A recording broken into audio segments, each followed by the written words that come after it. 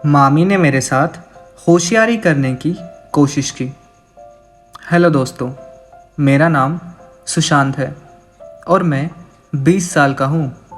आज मैं आपको मेरे साथ घटी एक सच्ची कहानी बताने जा रहा हूँ। तो कहानी को समझने के लिए आखिरी तक ज़रूर देखना। मेरा मामा बरौली में रहता है। हर छुट्टियों को मैं उनके घर जाता हूँ। मामा ने काफ़ी देर बाद शादी की थी ना, इसीलिए मामा और मामी के बीच उम्र की बहुत फ़र्क है। मामी दिखने में रूप की बाला है, काफ़ी खुश मिजाज है, शौकीन है। मामा एक फैक्ट्री का मालिक था। बिजनेस के सिलसिले में उनको काफ़ी बाहर रहना पड़ता था और इसीलिए मामी अकेली पड़ जाती थी। तो कभी वो हमारे घर आ जाती थी और नहीं तो वो अपने मायके चली जाती थी। ऐसे अगर हालात हो तो इंसान किसी के भी साथ कबड्डी मैच खेलने के लिए तैयार हो जाएगा। मामी के साथ भी कुछ ऐसा ही हुआ। मामी से मेरा रिश्ता एकदम हटके था। मुझसे मामी सब बातें शेयर करती थी और मैं भी उनकी रिस्पेक्ट करता था। मेरी मामी का नाम माया है, उम्र 32 साल। दिखने में मामी बहुत खूबसूरत है और शरीर कांटे का है। पीछे वाले पहाड़ बहुत ही मोहक और पीछे को उभरे हुए हैं। मैं उनको निहारता रहता था। क्या कमाल थे। मेरा मन करता था कि अभी पहाड़ों की चढ़ाई शुरू कर दूं, लेकिन मन में कभी पहाड़ चढ़ने को लेकर ख्याल नहीं आया। मैं डरता भी था कि कहीं मामी ने मेरे घर वालों को बोल दिया तो बहुत ही बड़ी प्रॉब्लम हो जाएगी। एक दिन की बात है, मामा के बेटे का बर्थडे था। सभी को निमंत्रण पत्र भेज दिया था, लेकिन मामी का एक रिश्तेदार जो नासिक में रहता था, उनको निमंत्रण पत्र भेजना बाकी था। तो मामी मुझे बोली कि सुशांत, चलो ना मेरे साथ नासिक। तुम्हारे मामा को तो टाइम नहीं मिल पाएगा। बस हम ट्रेन से ही जाएंगे, उधर एक दिन रहेंगे, फिर वापस आ जाएंगे। मैंने हाँ कर दिया। मामी तैयार हो गई। दूसरे दिन सुबह हम नासिक के लिए रवाना हो गए। मामी ने उस दिन काले कलर की साड़ी पहनी थी। वो क्या गजब लग रही थी। वो लाल लिपस्टिक में एकदम छम्मा लग रही थी। मेरा मन कर रहा था कि मैं अभी ले जाकर पहाड़ों को आज़ाद कर दूं और चिड़िया को खुला करके उसे जीप से सहला के घुड़सवारी का मज़ा दूं और पहाड़ों को पूरे टाइम अपने बदन से लगा के रखूं। हमारा ट्रेन का रिजर्वेशन एसी वाले डब्बे में था, लेकिन मेरी और मामी की सीट अलग अलग केबिन में थी। मेरे तो अरमानों पे मानो जैसे पानी ही फिर गया। फिर मैं मामी को उनकी सीट पर बैठाकर अपने केबिन में चले आया। मामी के केबिन में दूसरी सीट पर एक पहलवान जैसा गंजा आदमी था। वो बहुत ही मस्क्यूलर था और 6.5 फीट का था। वो मामी को देखकर मुस्कुरा रहा था। मामी भी उसको देखकर मुस्कुराने लगी। फिर मैं अपनी सीट पे आकर बैठ गया, जो 2 केबिन छोड़ के थी। रात के 12 बज चुके थे। मैं अपनी सीट पर लेटकर नॉवेल पढ़ रहा था। रात के करीब 2 बजे मुझे नींद आने लगी थी। मैं टॉयलेट करने गया और आते टाइम मैंने सोचा कि मामी को देखता चलूं कि ठीक से सो गई है कि नहीं। मैं मामी के केबिन के पास गया पर नॉक नहीं किया ताकि किसी को डिस्टर्ब ना हो जाए। डोर पर एल होल था। मैंने उसके अंदर झांका। अंदर का नज़ारा देखकर मैं एकदम चौंक गया। मामी उस गंजे के तोते के साथ खेल रही थी। अपने ही हाथों से अपने मुख में तोता डाल रही थी।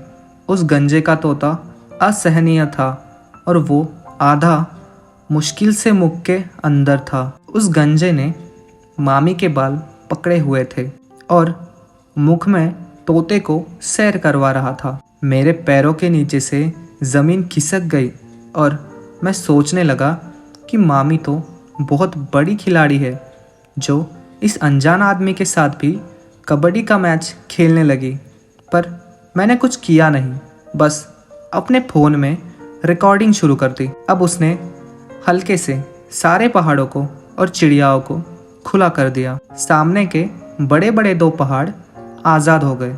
उसने पहाड़ों के कोने मुंह में डाल लिए और लॉलीपॉप की तरह चूसने लगा और अपने बड़े हाथों से हरियाली को दबाने लगा। उसके पहाड़ दबाने से मामी बहुत खुश हो रही थी। फिर उसने पतीले जैसे पीछे वाले पहाड़ों को सहलाया। वो पहाड़ बहुत मोटे और पीछे को उभरे हुए थे। अब उसने कुत्ते बैठते हैं ना, उस अवस्था में बिठाया और अपना तोता दोनों पहाड़ों के बीच में मसलने लगा। मामी ने ये देखा तो पूछा, ये क्या कर रहे हो? वो बोला, अभी पीछे पहाड़ों की सैर करूँगा। मामी डर गई और बोली, प्लीज़ चिड़िया को चाहे जितना उड़ाओ, लेकिन पीछे वाले पहाड़ों में कभी किसी का तोता नहीं गया है आज तक, और ऊपर से ये तोता भी तो बहुत ही हट्टा कट्टा है। फिर मैं ये सब देखकर और कैमरे में कैद कर उधर से चला आया, पर मैं बहुत ही गर्म हो गया था, इसीलिए मुझे बाथरूम में जाके तोते को थोड़ी ढील देनी पड़ी अपने ही हाथों से। दूसरे दिन सुबह हम उतर गए नासिक को और मामी के रिश्तेदार के घर आ गए। उनका घर बहुत बड़ा था। उसमें एक बुढ़िया रहती थी और उनके बेटे जो बाहर काम करते थे। हम दोनों थक गए थे, इसलिए मुंह हाथ धो के खाना खा के रेस्ट करने चले गए। मामी और मेरा कमरा बिल्कुल अगल बगल में था। मुझे जब टाइम मिला मैं मामी के रूम में घुस गया। मामी तब रेस्ट ले रही थी। मैं मामी को बोला, मामी देखो, मैं कहता हूँ कि एक बार हम दोनों भी मैच खेल ही लेते हैं। ये सुनकर मामी को झटका लगा।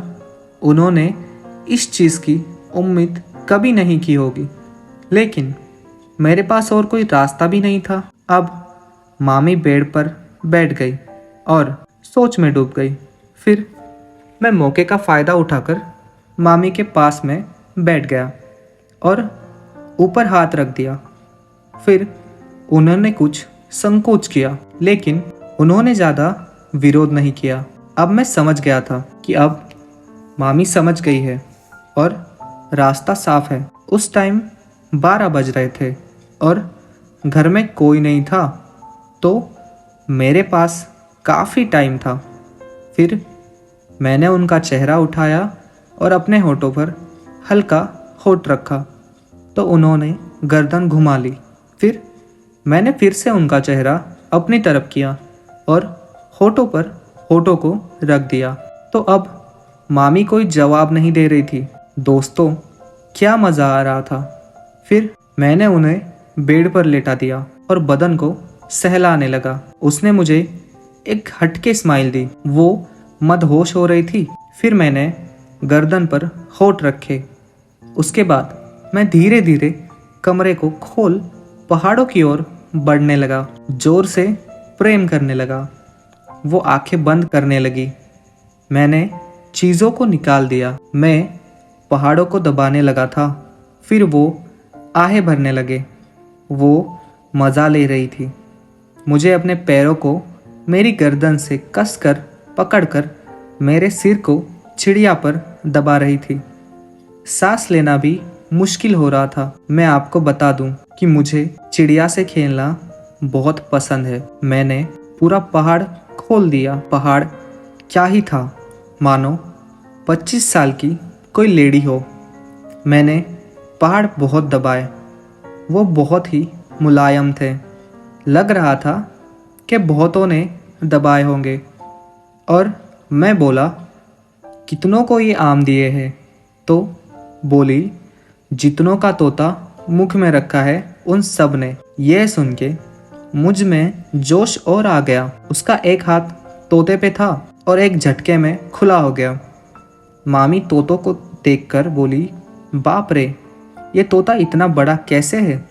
अभी तेरी तो उम्र ही छोटी है। तो मैं बोला, तुझ जैसे पहाड़ चढ़ चढ़ के बड़ा हो गया है। वो बोली, झूठे। और एकदम से नीचे बैठ के तोते को पकड़ के खेलने लगी। उसके चिड़िया के सर पर हल्के हल्के बाल थे। चिड़िया ब्राउन थी।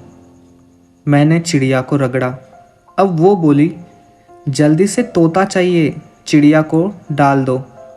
और तोते को हाथ में पकड़ के बोली, मेरे शेर, अभी चिड़िया को शांत कर दे। अब मैंने तोता चिड़िया के सर पे रखा। चिड़िया बहुत टाइट नहीं थी। थोड़ा सा प्रेशर किया और तोता सैर पे चला गया। चिड़िया की मालकिन चीख रही थी। अब मैं बोला, तोता झड़ने वाला है। तो बोली, चिड़िया को नहला दे। फिर मैंने बारिश कर दी। मामी खुश हो गई थी। लेकिन दोस्तों, कहानी में ट्विस्ट तो तब आया जब पिच गीली होने के बाद मामी ने मुझसे होशियारी करनी चालू कर दी और कहने लगी, मुझे 10,000 दे वरना सबको बता दूंगी। मैंने कहा, मामी आप मजाक मत करो, आपने तो इतने मज़े से सब किया था। तो उन्होंने कहा, मज़ा तो बहुत आया और हमेशा तुझी से लूँगी, लेकिन अभी पैसे दे वरना तेरे मामा को बता दूंगी।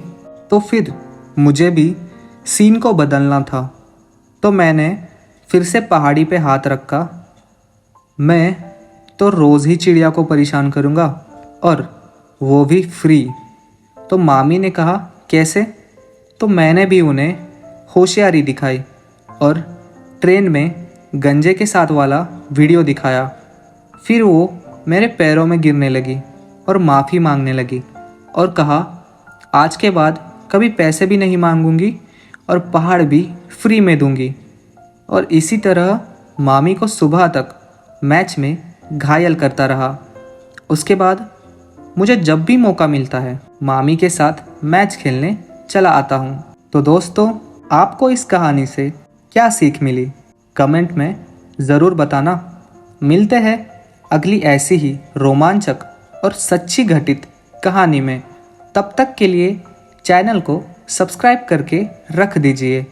धन्यवाद।